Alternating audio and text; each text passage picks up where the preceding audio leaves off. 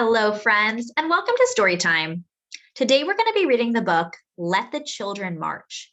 This book is written by Monica Clark Robinson and illustrated by Frank Morrison.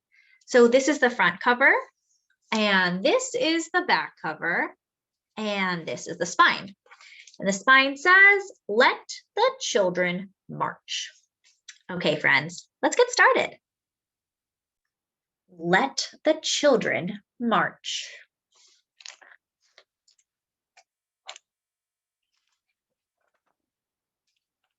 Let the Children March. This is the title page.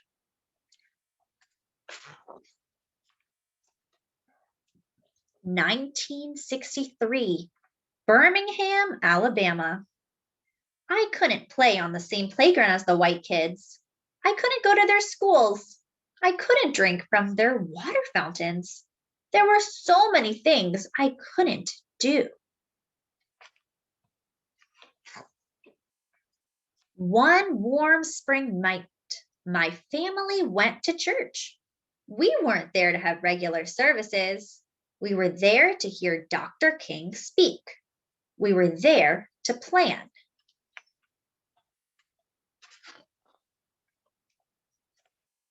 He wanted to raise an army of peaceful protesters to fight for freedom. His brown eyes flashing fire and love. Dr. King told us the time had come to march.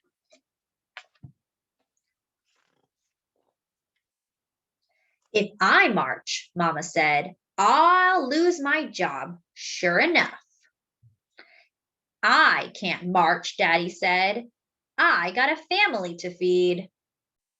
The weight of the world rested on our parents' shoulders, but this burden, this time, did not have to be theirs to bear.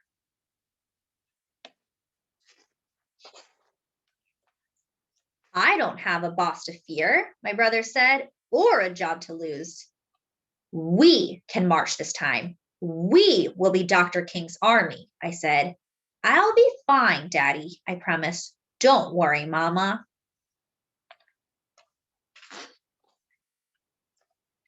Dr. King didn't like children being put in harm's way. He was a daddy too, after all. But he said that though we were young, we were not too young to want our freedom. Let the children march. They will lead the way. On May 2nd, a sunny Thursday, boys and girls, brothers and sisters, cousins and friends, we all met at the church, dressed in our best, feet ready. In a silence so loud that all I could hear was my racing heart, we began to walk. Hand in hand, we marched, so frightened, yet certain of what was right for freedom. The path may be long and troubled, but I'm gonna walk on. Would I be hurt? Would we be heard? Would all be worth it in the end? I wanted to run from the angry faces in the crowd, run from danger, run from fear. Boys and girls, brothers and sisters, cousins and friends, on and on we marched. We marched. We marched. Singing the songs of freedom, 1,000 strong we came. Hate dogged my heels that all that day, its yellowed canine teeth sharp, but courage walked by my side and kept me going.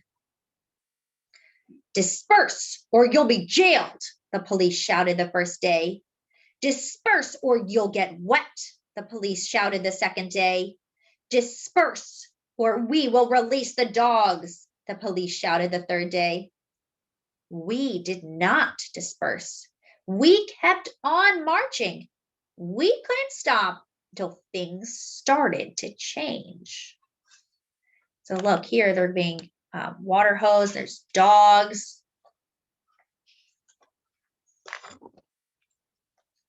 Hundreds of us went to jail on the first day, and even more on the second. My turn wasn't until the third day.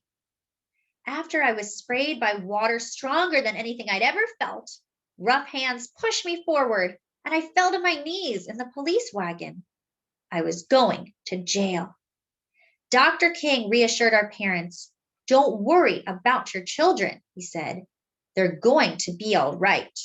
Don't hold them back if they want to go to jail, for they are doing a job for not only themselves, but for all of America and for all of mankind." That night, crowded into a cell too small for even half of the kids, we sang, "We shall overcome. Ain't gonna let nobody turn me round, and freedom is coming." Our parents couldn't be there with us, but still we sang, wrapped in the proud and loving arms of our ancestors. Wow, look at all the kids that are being put in jail just for protesting. I was still in jail, but we heard that the next day and the next more kids marched. The water hoses they used to sting us could not stop our fierce tide.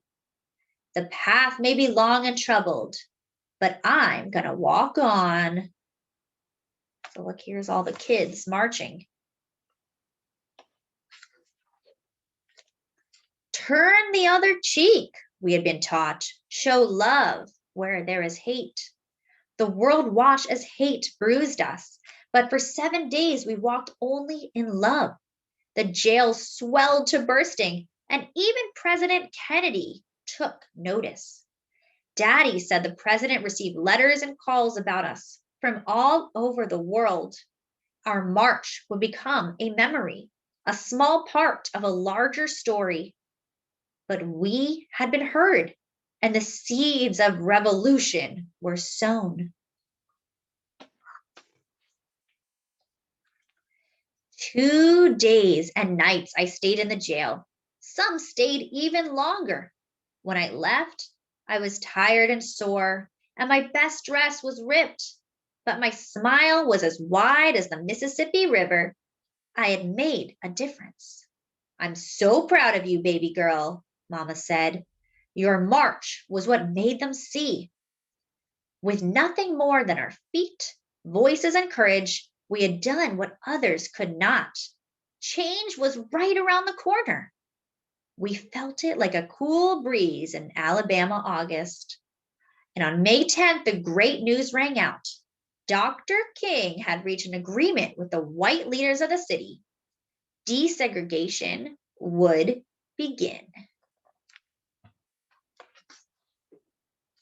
1 month later, I was playing on a playground I'd never been allowed to play on before. And 2 months later, my family ate at a diner we'd never been allowed to eat in before. Our march made the difference. We children led the way. Singing the songs of freedom, 1,000 strong we came.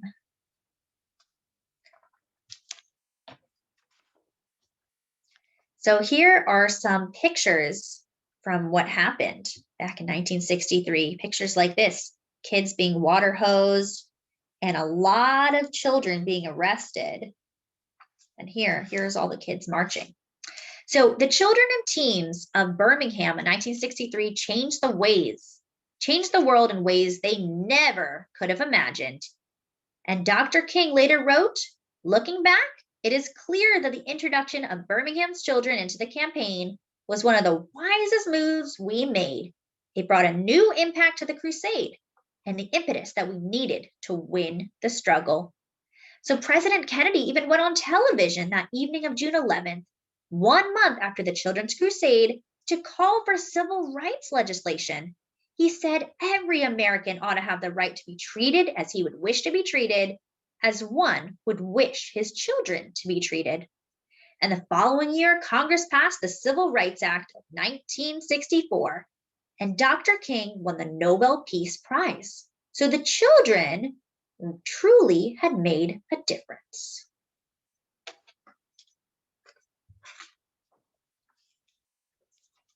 The end.